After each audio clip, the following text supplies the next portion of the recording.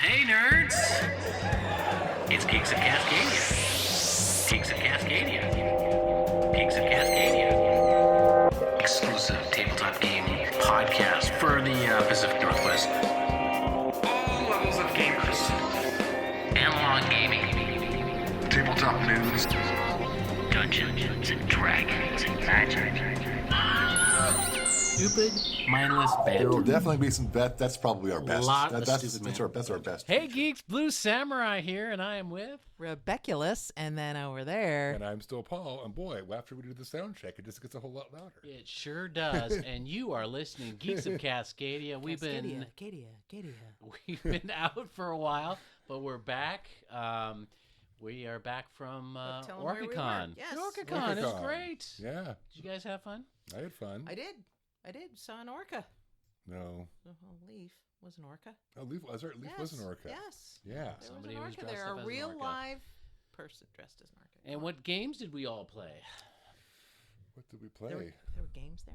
Well, I played a nifty little game called Shobu with our buddy Steve. That sounds fun. That was good. And also a card game, one of those simple ones that has a lot of strategy to it once you play it. What the heck? Yes. That was cool too. We played Recipe for Disaster, which I kickstarted right before the pandemic, and finally got to play. That's a good game. That was super Yeah, fun. I like that game. It's a little clunky at first, but Yeah. once you get If the... you go by the rules, it's Oh, okay. we followed the Well, rules that's this true. time because Barry read the instructions. That's nice. Yeah. We also got to play some D&D. We did. We did play some We D&D. did. That was super fun. But we did not get to play our regular adventure that we've been doing. So it's kind of No. I guess this is an ongoing thing that you'll be doing off and on. Maybe I don't know. I prep a backup game every week, just in case people wash out. So if we have 2 or 3 players, we can play. One more game mentioned. What did we play in the suite that night? We all played. It was a lot of fun. It was getting resources and with the colored cubes that we changed from Oh, spices. that was Century Century Spice Spice Road. Yes. Yeah. That Did was you like great. that one? I really did. Did Good. you I think it was like Splendor but fun? I don't know Splendor. It's nothing, So it's nothing like Splendor, which is really weird. I don't know why he brings that up. I don't understand. So what do you all think about our current D&D game we're doing, which is, the Mad Mage? We're Yeah. freaking Undermountain? level 16. Yeah, that's yes, right. going all the way to 20. That's super fun. We'll see. We keep on telling our listeners and our people that watch this that we're going to do a review of that campaign, but it's been taking forever. I don't mind. I'm actually having fun. I but love it. We are getting close to the end. So. Yeah, we've got like 2 levels left or something like that. My space goat has mithril tips on his horn. I like it. Space That wasn't dirty. Goat. No. His horn. Yeah. His horn's That's your companion. Mm-hmm. my buddy. It'll die. Yeah, So. I know. Well, we have a interesting show for you here. We have Chris Pramas, which will be our person that we interviewed. We love Chris with Green Ronin Publishing. Thank you, Chris, for letting Thanks, us Chris. interview you. That was fascinating. It We have was. Chorus line dancers here today, right? That's right. In the They'll be studio. in a minute. Yes. Yeah. Okay. High kicking. We will be. What will we be doing? Well, I guess we got to talk about. We'll have some game news, very short game news, What do and you mean? con Wait, I'm news. sorry. Very short. When is that Wait, ever is there happen? a lot Well, game news? I found a lot of good games. Oh, okay. Well, maybe there'll be a longer version of game news and then Yeah, I'll be con right back. news. But what we will not be talking about is the ogle. You mean like ogling people? Ogle, yes, That would be ogle, wrong. or the open game license that everybody's talking about. Hey, look, just it's going to be okay. Just wait. Let's see what happens. Obviously, the community is excited about this, and Interested? I don't think we've got the full story of it. As someone who deals with communications, and sometimes people don't have all the facts, and some people do have the facts, but they don't want to say anything, and some people have ulterior motives. Yeah.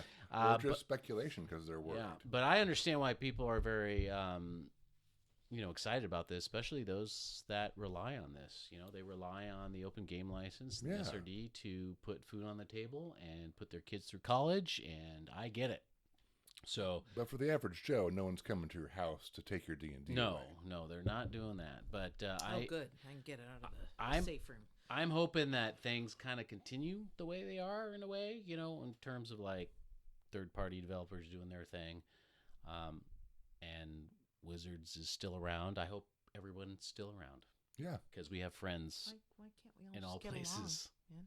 I don't know, but we don't have to deal with that because Yeah, we just play no. this stuff. We play D&D, Exactly. and tabletop games. So. Yeah. But there's a lot of conventions out there where we can see all these people, and hopefully they'll get along soon. How do we learn about all those I don't know. conventions? I don't know. What games will they be playing at the conventions, Rebecca? Well, first, we need the conventions, Yes. and then we'll find out about the Yes. games. Oh, okay. That's your job. Oh, And that's who's right. Rebecca? That's right. I'm sorry. I don't want to give your identity away, your secret identity. Thank you. Wow. Just put your No, bandana I'm just on. going to Iron Man it. I'm Rebecca. I live at. Ridiculous. yeah, Yes, that's- ridiculous. yeah. Okay, go So ahead. coming up, we've got Emerald City Comic Con, which is a Comic Con in the Emerald City at the Washington State Convention Center. Like in Wizard of Oz? Like that Well, Emerald that- City? It's kind of like that, only more homeless. Whoa, dude. You don't actually know the homeless people that lived in the Oz Emerald City, That's true. do you? Maybe the Lollipop Guild was homeless. Maybe they were. Anyway, Anyway. City Comic Con. It's not the Seattle Convention Center. Yeah. It's the Washington State Convention Center, which had just expanded. Is that correct? I saw that on the It news this is morning. expanding. Expanding. Yes. Okay, that's great. Yes. Also, same place. So that's March 2nd through March 5th. They've got like people from the show Arrow that you can stand in line to talk to and stuff like that. There's lots of that. That tends to change. Check out the website. It's eccc.com. And then in April, we've got SakuraCon at the same place. That is an anime-themed con, right, you guys? Okay. It's April 7th through 9th at the Washington State Convention Center. Then in May coming up is a fun gaming con in the Dalles, Oregon called Wagon Con. That's wagoncon.com. I really want to go. It's a smaller con, I think it's like 600 people. Oh, And cool. that's my comfort zone. You should go. Go ahead and expense it to Geeks of Cascadia. Yes. Yeah, go ahead and do that. If you would give me my Geeks of Cascadia credit card, I'd be happy to do that. Yeah, well, that would be, surprisingly, it looks exactly like your own credit card. Does it? Yes. Same numbers and everything. That's right, same numbers and everything. What's my CCV? Also coming up in March, GameStorm in Portland. That's another smaller gaming con that I really want to go to. I met somebody who goes to that in August. We had some nice chats at Rose City Comic Con, which was super fun. But that's March 23rd through March 26th. That sounds cool. That's not That very is- far at all. Yeah, gamestorm.org. It's a little hard to get to their actual website because they've linked it to tabletop.events. So sometimes it'll shoot you right to tabletop.events, which is a great site, but it's not their actual site. Or check them out on Facebook because they've got a great Facebook page. Other than that, I'm really looking forward to Dragonflight because I like to set my sights far out there. And that's going to be August 18th through the 20th at the Bellevue Hilton. Apparently NorwestCon happens. It's a science fiction fantasy convention. Dude, I've been to NorwestCon. It's totally fun. Yeah, Okay. it's got gaming there, too. Yeah. They have gaming? Yeah. I haven't been. That's too They do. far. They've got a lot. They've got a lot of stuff. They've You got wanna go role to- playing. They've yeah. got gaming. They've got LARPing. They've got actual crafts. They've got authors. They've got art. It's I really liked it.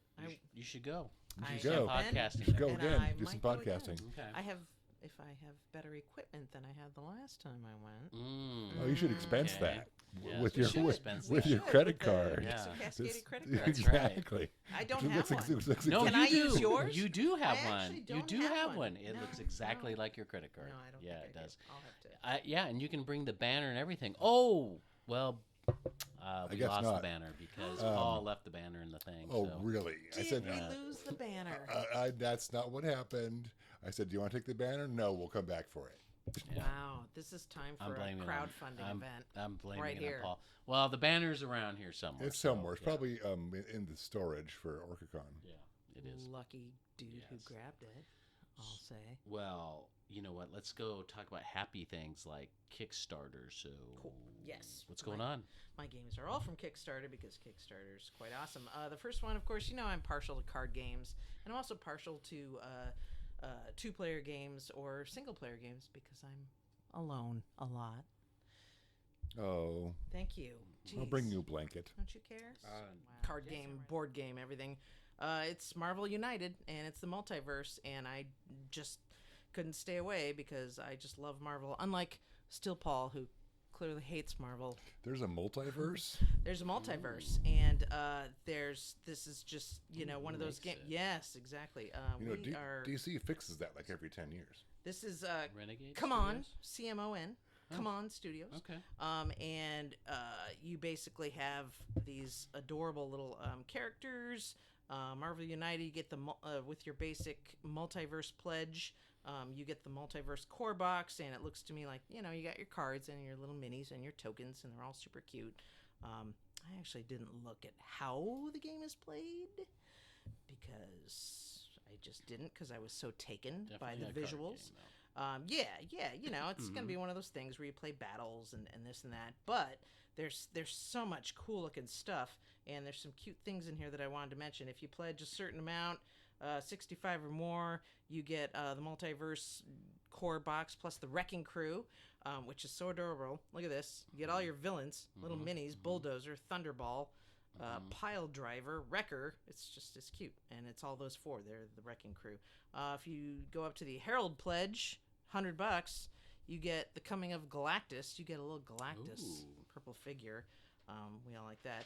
And Iron Lad, not Iron Man. You get an Iron Lad. Is that the most adorable thing you've ever seen? And then all these stretch goals, which I didn't really know what that meant, but apparently stretch goals. You get Black Knight, Chad, Cyborg, Spider-Man, Songbird, all these little minis that just Did you say Chad or Chode? I almost said chode, but then I thought I don't want to sink that low. I want this podcast to be, Exactly. C-H... Is it chode? Anyway, so so that is Marvel United Multiverse. It's definitely at least a two-player game. It probably sounds four. fun. Yeah, it's Yeah. fun. It's so pledged already, but if you get you can get all these extra things, lots and lots and lots of extras the more money you give. So I thought that was kind of cool. And then getting back to our kind of D&D kind of podcast which we have, there's this single-player game, and it's just called Gelatinous Cube Dice because yes, it's adorable. It is well, let me just read this. It was cute. I can't read that.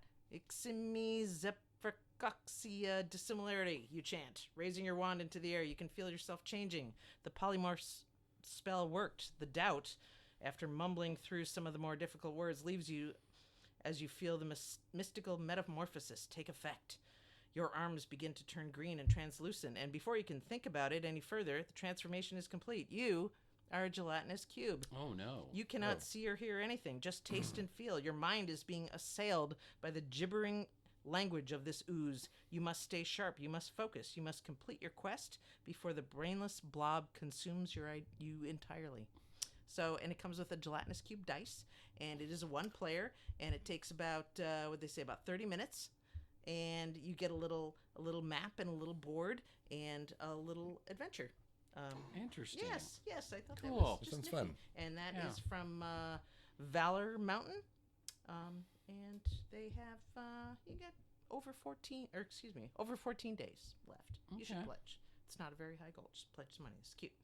And then lastly, I don't know if this is too wholesome or good for our podcast, but Oh, I like that's good. this. We should I like do this. good things. We're always Well, wholesome. I clicked on this, and it's a game, but it's not really a game where you have winners and losers. You're all winners in this game. It's called the Anti-Racist Hot Dog Conversation Cards. And the reason I clicked on this is because there's this gentleman, I'm not going to pronounce his name correctly, I apologize, Wadili Mithiani. and he got kicked out. He's a scientist, and he got kicked out of this luncheon for architects, and because they said he wasn't a member, but it was a blatantly racist thing that he got kicked out. And they told him if he doesn't like it, form his own club. So he did, and he bought a restaurant right above the club that kicked him out, and he started holding luncheons there to talk to his friends and people about. I mean, it just started as luncheons, and then he started talking to people about race, and then they made cards, and they made kind of a conversational card game about it. And now he goes from place to place and has other people who host these events where you pass out these cards and you can ask and answer thoughtful questions or just think about a topic or whatever. Wow. And I That's thought it was good. kind of cool. I guess the restaurant that he served hot dogs, that's why it's called Oh, that. okay. Yeah. All right. But that is, he's about halfway to his pledge, and there's 25 days to go, and that seems pretty worthy. So that's it. Oh, That's okay. that's my segment. Well, Do you have anything? Because we're I not. have a little bit. I don't have Okay, much. all So we got the popular tabletop game Warhammer. We all know about Warhammer. Has announced the return of made-to-order service for Middle-earth. This service allows players to customize their miniatures and armies with unique designs and colors. So check that out. Don't do what Rebeculus did, and that it was when you go to Hero Quest. Is it Hero Quest, I think? You can adjust Hero the arm Forge, sorry, position. Hero Forge. Did you know you can adjust the arm position? Yeah.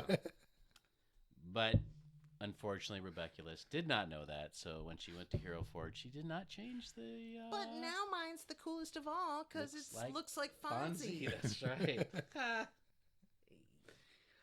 So we've got Tabletop Combat has released a new range of terrain for tabletop gaming. The Sci-Fi Utopia range is designed to provide gamers with a unique and immersive experience, allowing them to create their own futuristic cities and battlefields. So check them out.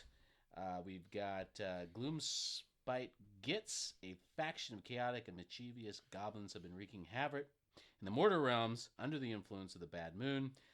I'm trying to find who made this. No, it's Gloomspite Gits. They're the ones that made this, so check that out. Tabletop Combat recently announced the upcoming release of their new game, Holy Knights. The game will feature a unique mechanic in which players can join 1 to 4 different holy orders and take on the role of a squire. Oh, Holy Knights with a K. Yes. Nice. I That get changes it now. A new mobile game, Epic Alliance, is set to be released soon from the designer of Disney Sorcerer's Arena. The game will feature a unique blend of strategy and RPG elements, allowing players to build their own teams of heroes and villains from across the Marvel and DC universes. I don't know why. Oh, universes. Why did I say overseas? There's I don't a lot know. of S's. There It's is a lot okay. of S's. I'm sorry. Reading's not your strong No, point. it It's is fine. not. In a thrilling battle report, the legendary Primarch Angron has unleashed his fury against the Grey Knights in a fierce clash of strength and skill.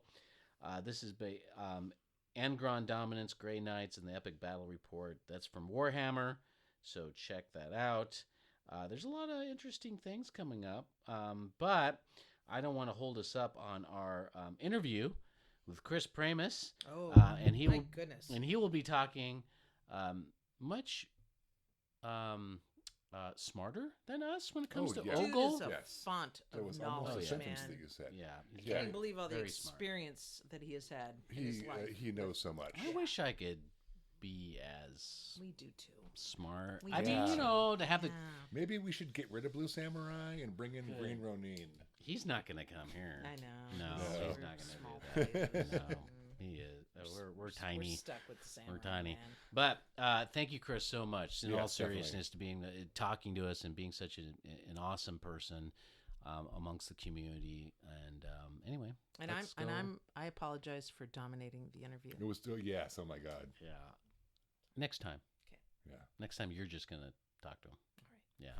All right. Well, with that, let's go find out what Chris has to say. Yes. Hey, geeks! Guess who I have here? We have someone who has been on our show it was a while ago, but we got Chris Pramas with Green Ronin Publishing. Chris, thank you so much for coming on our show. Yes.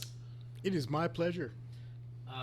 If you go back, geeks, check out that episode because it's got what a wonderful story about how you got the Game of Thrones, the Song of Ice and Fire as a role playing, how you were able to get that. So that's so amazing. But you're working. That was a long time ago. You're working on new projects. Let's talk about that. What are you doing now? We're recording this in early January, and on January 24th, we're launching a crowdfunder on BackerKit for the 5th season role-playing game, and that is licensed from N.K. Jemison's Broken Earth trilogy, which are terrific books. So if you have read and enjoyed those books, we are doing a role-playing game. Yes, and then I saw something else that you didn't have before, and that's The Expanse. Yes, we still have that. How did you corner that? Well, it's related to Game of Thrones, actually, because there's James S.A. Corey is actually 2 different authors. It's the pen name that they use for the series. So it's Ty and Daniel are the 2 authors. And Ty used to work running George R.R. Martin's business, and so I would send him Song of Ice and Fire books for approval. And so he knew us, and he knew that we did good work. And so when they want an Expanse role-playing game, we throw our hat in the ring for that. And they picked us. So, Awesome. That's awesome. Yeah. And you got other product lines though. So why don't you talk a little bit about that? It's been 6 years. Could you cover the last 6 years? So our longest-running game is Mutants and Masterminds. Yes, that's what I was looking for. Yes, it just celebrated its 20th anniversary last year, so it's 21 years old now, old enough to drink. And it's currently in its 3rd edition, and we continue to publish books for that. I'm trying to think. Our latest title, I think, is a Time Traveler's Codex, which I wrote a section on about adventuring in 1980s New York, because I lived in 1980s New York. So, it's took my own personal experiences on the Lower East Side and in the punk scene, and put a little of that in our Supers game. So, Wow. Yeah. And I know as most game designers, developers, and I don't know what the right terminology is on that, as designer, developer, but They're 2 different roles. oh, okay. See, we learned something new here Yes. on this show. What do you consider yourself? Well, these days I'm a publisher first and foremost. I did like all of our game dev in the early years, but I do some design work sometimes, but a lot of my time is spent with the business. So yeah, more of a, I guess, publisher these days, occasional author. Okay. But also like in running the company, that means meeting with our devs, looking over what they're doing, and the manuscripts that are coming in as well. So little of this, little of that. And how long does it take when we see, I see your book right there. How long was that process to go from start to finish? It depends on the size of the book and whether or not there's a global pandemic happening. So, There's a lot of that going around. yeah. So, I mean, we'll typically allocate like a year for a project. But COVID caused us and many game companies enormous problems. And so, we have some things that are coming out this year that we've been working on at this point for like 3 or even 4 years. So Fantasy Age 2nd edition is coming this year. And so, as well as the 5th season, and then our Cthulhu Awakens RPG, which we crowdfunded a year ago, and that's almost ready to go to print. So, yeah, it varies, but, probably on the short end, 6 months. In typical times, maybe 18, but in COVID times, it's been longer. Yeah. So there has been, at the time of this show, January here, and I know it doesn't really affect you that much, but you and I have friends in the game industry that's dealing with this, what's happening with Wizards with the OGL and everything. And I know it's maybe sensitive, and I don't know if you have any comment on it. What we heard on my end is like, hey, look, it's not out yet. This is just this rumor and conjecture. But then on the other hand, I've heard people say, no, I've actually seen it, and it's a disaster. And I don't know what is your take on this? How do you think this is going to affect the industry?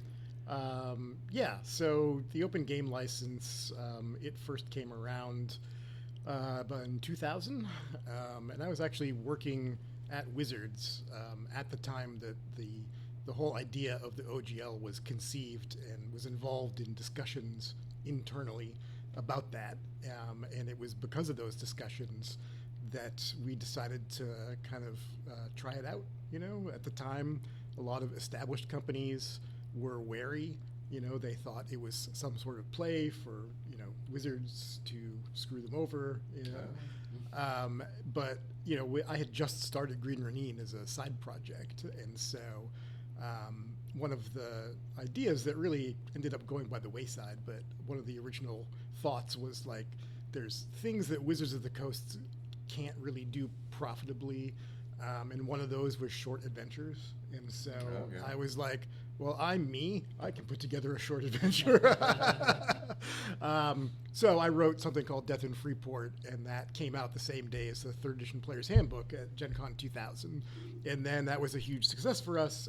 And then we did OGL-based D20 material for the next 5-6 years. And that was a lot of what we published for that period. Then 4th edition D&D came around, and that is the first time that they tried to kind of stuff the genie back in the bottle as far as the open game license went. And after a lot of promises and this and that, what they came out with something called the Game System License, the GSL, and that didn't really make people happy. Publishers at that point. Paizo was still publishing their adventure paths for D&D 3.5. And it was the GSL that caused Paizo to say, we're just going to do our own version and call it Pathfinder. And they took a pretty good chunk of the market share, I think. Well, I mean, I think what the current leadership of Wizards doesn't understand is that the current situation comes out of 4th edition, which in many ways was like the nadir of D&D. Like, they lost a lot of players because they didn't like the direction the game mechanics went in, which isn't to say that nobody liked it. Obviously, there's fans, and it has its good attributes. But overall, a lot of people stopped playing D&D and felt like they really liked the 3.5 rules and kind of want to keep doing that. And so Paizo was able to take advantage with Pathfinder and basically plant a flag that those people could rally around. Now the challenge for Paizo has been when 5th edition came around, because then a lot of people flocked back to D&D. Yes. So anyway, I guess I'm going down the rabbit hole here. We have continued to use the open game license on Mutants and Masterminds, our superhero game. It has never featured the D20 logo, which was a separate trademark license that I won't get into, but Bring in the lawyers. Yeah, it was a way for you to have a logo that said this works with D&D 3rd edition, and that was revoked during the whole GSL era, so it's not an active thing anymore. But anyway, Mutants and Masterminds never used that, so it didn't matter. But every Mutants and Masterminds book by us has the open game license in it, and we also have a third-party publishing program of our own called M&M Superlink that lets other people publish Mutants and Masterminds material. And so, there's hundreds and hundreds of Mutants and Masterminds PDFs that various companies have done. We continue to sell all of our old D20 stuff as well. We relabeled them 3rd era because we couldn't call them D20 anymore. But, that's what they call the long tail in business. And people still buy those, not in huge numbers, but we do make some revenue off of all those old source books and adventures and things like that. So what? I now get to the point. No, this is good. It's complicated. Yes. Yeah, no, it is complicated. So a draft has leaked that is purportedly the new open game license from Wizards of the Coast. I have not had that confirmed to me, but there are people who are like, no, I've seen it, it's real. We'll find out because supposedly it's meant to be released, I think, this month. So within a few weeks, we should probably know if that's accurate. Okay. If so, what they're trying to do is create a new version of the open game license. So the original license allowed for that, but it said you could publish under any version of it.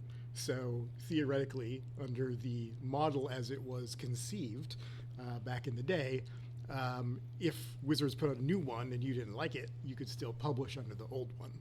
But according to this draft, what Wizards is trying to do is deauthorize the first open game license and basically revoke it and say that you can't sell anything under that license. You must upgrade to this new one. And the new one adds a lot of things like a royalties clause, which wouldn't affect a lot of people because it doesn't kick in till $750,000. Yeah. But they are asking that people who don't make that much money still report sales to them because they want sales data on the market and things like that.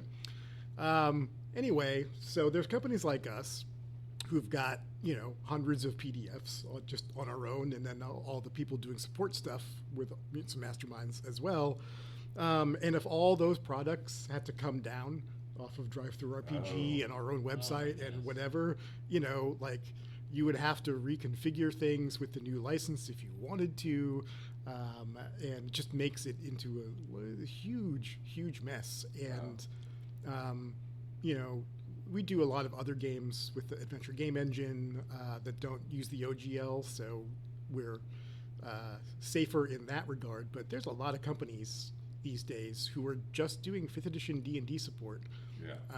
And it was some of those Kickstarters that made $500,000 or over $1 million. I think that's what raised the eyebrows of the current leadership of Wizards. A company like Kobold Press, that's what they do now. Yeah. If all of a sudden you just can't sell your entire backlist, it's a disaster. Yeah. That's really the biggest question right now, is what would happen to all these legacy products, and if you did build an entire business on 5th edition D&D support, and you didn't want to give Wizards certain rights that they are claiming in this draft, then it's sorry about your livelihood. Well, hopefully it turns out for the best, and I hope we'll see what happens. Hopefully no one will freak out right now. Just wait till it actually comes out. Yeah. And see what happens. Well, people are freaking out right now because just the possibility of this stuff is, it's again, for us, it would be bad, but it wouldn't be catastrophic. But there's lots of companies out there now for whom it would be catastrophic. And I just don't really know, the current leadership of Wizards, they didn't come up through tabletop gaming, so they don't really know the industry like some of the previous leadership. And I don't know if they don't quite grasp the way that the open game license has been used over the years. There's other complete games released under the OGL that have nothing to do with D&D at all. It was just a useful framework for people to release games under. And I don't, either they don't understand that, which is unfortunate, or they do, and they just decided that, they're not going to let it stand in their way. And I don't know. But you have a community around Mutants and Masterminds. Oh, yeah, and for sure. And there's other adventures out there. You said that other people have done. Is there any favorites that you have that you any gems that you'd like to mention?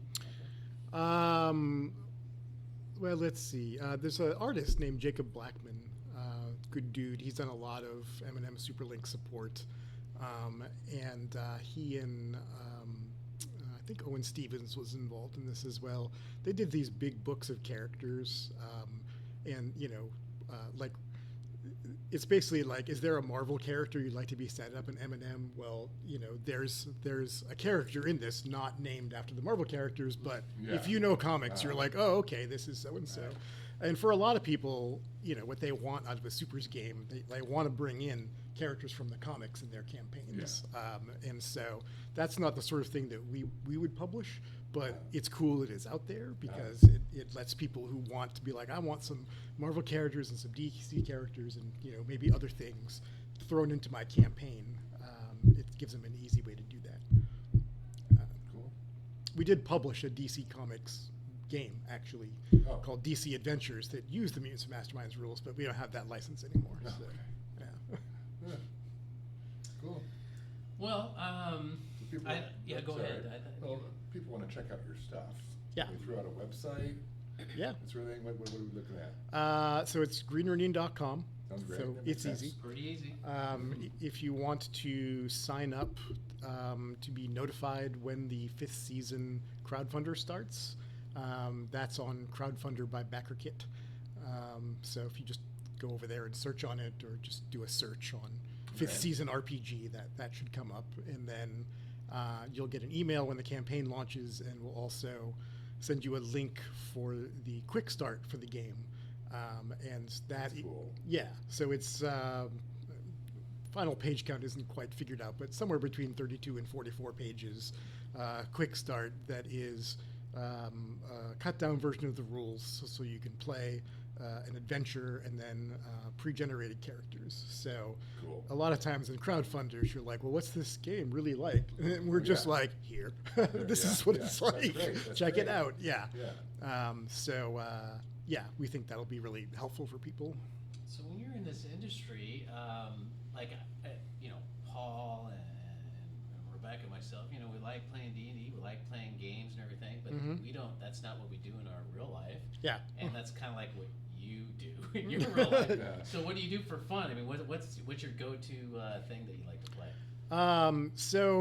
Role-playing games have been work for me since 1993. Yeah. And I still play role-playing games for fun, but my biggest hobby is miniatures gaming. I've done a little bit of professional work in miniatures gaming, but mostly my focus has been RPGs. And so that's the place where I can just be a nerd. Awesome. So 40K is your thing? So I got into Warhammer stuff when I was at college through the role-playing game, actually, Warhammer Fantasy Roleplay. And then that brought me into Warhammer Fantasy Battle, and then 40K came out, and I got sucked into that. And basically, I've been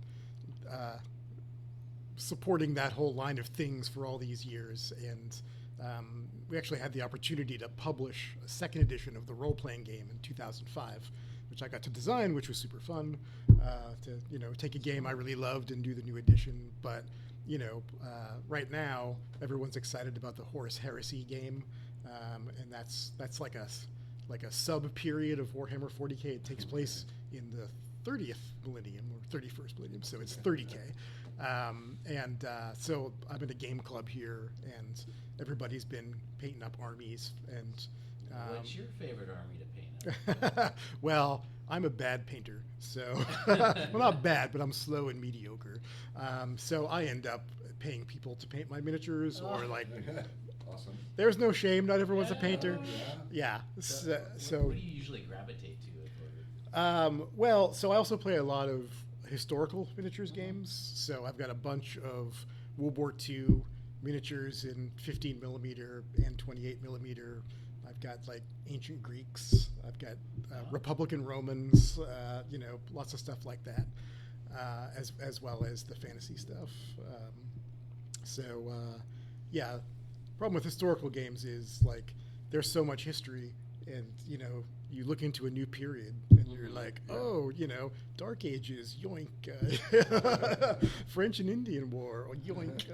So it's definitely a big rabbit hole for the history nerd. Well, Chris, thank you so much for coming on the show. I really appreciate it. Thank you for coming to Orcacon. Yeah, of and, course. Hopefully we will run into you. Maybe we'll roll some dice or something. Oh ho! That'd be great. Absolutely. I love talking to Chris. We talked to Chris at the fancy Orcacon in Everett when we had all the fancy tables from Geek Chic. Yes. And there was that great big chair in the lobby. Mhm. And we heard some stories, and they were great. You should go back and find whatever episode that was. Was that even Geeks of Cascadia? It wasn't. It was Yeah, maybe it was the Orcacon podcast. At the it could time. be, I but, don't I know. gotta say though, he is ridiculously smart. Oh, and yeah. experienced, and I'm sure everyone listening to this knew about all the OGL stuff, but I did not, and I was just just impressed. And it was with cool his hearing knowledge. what's going on with his company, Green Yeah, Ronin. So yeah. all this stuff that he's done and what's coming up, it's kind of cool. Yeah.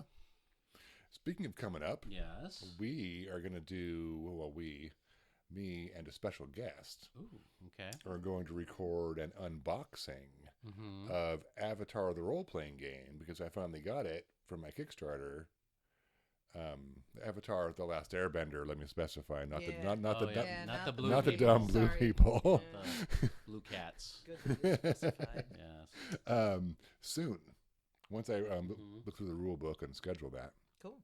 Yeah, it's That going looks cool. That plus, looks cool. I saw that all on your table out there. That looks fun. yeah, it's a very nice Kickstarter. Plus, we talked to Alex from Cherry Pick Games. Yes, we did. Holy cow! I forgot about that. Yeah, it was just wonderful just to be around.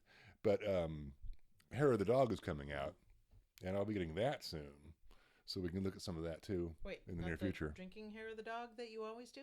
You mean an actual game? It's a game. It's a game called Hair of the Dog, Wow. Mhm. and it's a Wow. competitive dog petting game. Yeah. Wait, is that cruel? No, Okay. you're nice to good. the dogs. Yeah, All right. Oh, good. that's pretty Okay. cool. Yeah, Just gotta check. I gotta check. You know, super fun interviews. Since Yeah, it's been her. And he lets We us, gotta check. and he's nice too because he will talk to us. yeah, Anyone who talks to us, that's your criteria. Yeah. yes, exactly. Because there's a lot of people we go up to and go, "Hey, we'd like to no, Yes, no, not you guys. We heard about you. no us, no, yeah, we get Still, rejected." Paul and I just sit around. You're the one who goes you need out and to growls. you need to go out there and schlep for interviews. That's what you need to do. You know what? You did I that would- last time at Dragonflight. You got a couple people. I don't like doing that. I'm shy. Well, I You're like good doing at it. it. Shy. You got some people. No, I'm not good at it. I'm shy. Well, you got people. Stop it. You did great at NorwestCon. Yeah, You did. you did. Yes, I did. It's because I had my sexy, sexy wife with me. Yes, there's that.